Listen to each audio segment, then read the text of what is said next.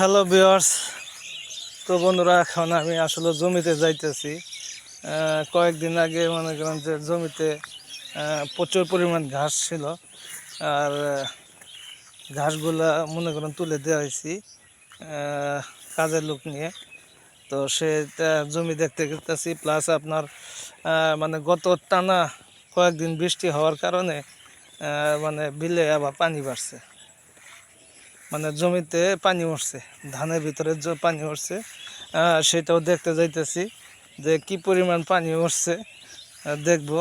আর ধান গাছগুলো কতটুকু হয়েছে সেটাও দেখব।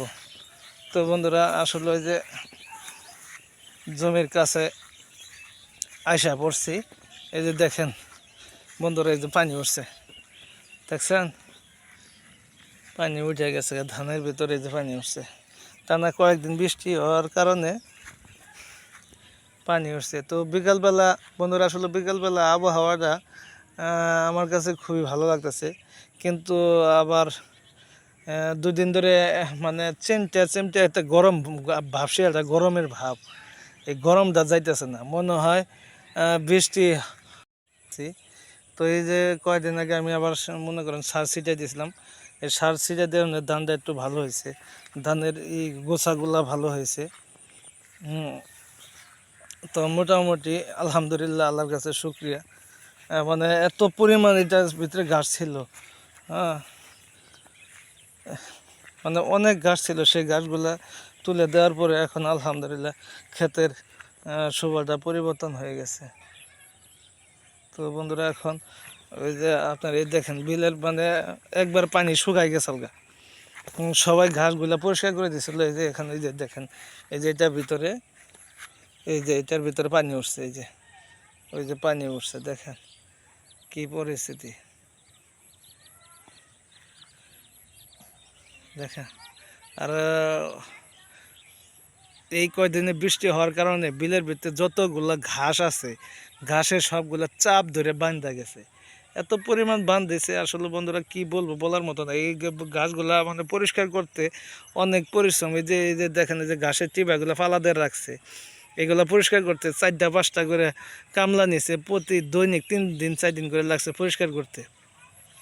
আসলে এত পরিমাণে মানে ঘাস, এর আগে কোনোদিন এরকম ঘাস হয় নাই, মানে এত পরিমাণ ঘাস হয়েছে। তো বন্ধুরা, তো আকাশের অবস্থাও বেশি সুবিধার না, মানে বৃষ্টি হওয়ার সম্ভাবনাও বেশি।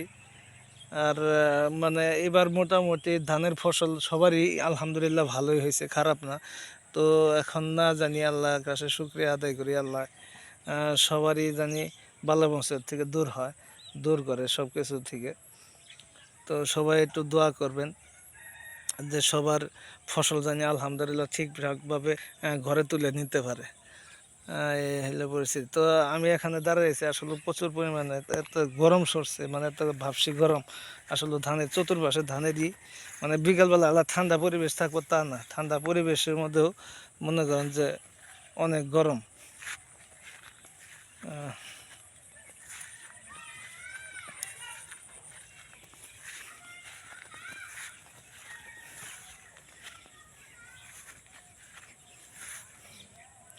তো বন্ধুরা, ধানের কোয়ালিটি মোটামুটি ভালো আছে। 2-1টা ধান যে একটু পাতা মনে করেন যে লালটে লালটে ভাব, মনে করেন যে একটু সাদা সাদা ভাব। তো ওটাও ইনশাল্লাহ ছেড়ে যাব, মানে একটু পোকার আবির্ভাব ছিল, সেটা মনে করেন বৃষ্টির কারণে ওইটা ছেড়ে গেছে। তো বিকালবেলা পরিবেশটা আসলে আমার কাছে খুবই ভালো লাগতেছে, আবহাওয়া।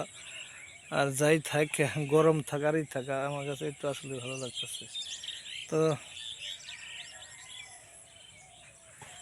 বন্ধুরা, এখন আমি বাড়ির দিকে চলে যাব।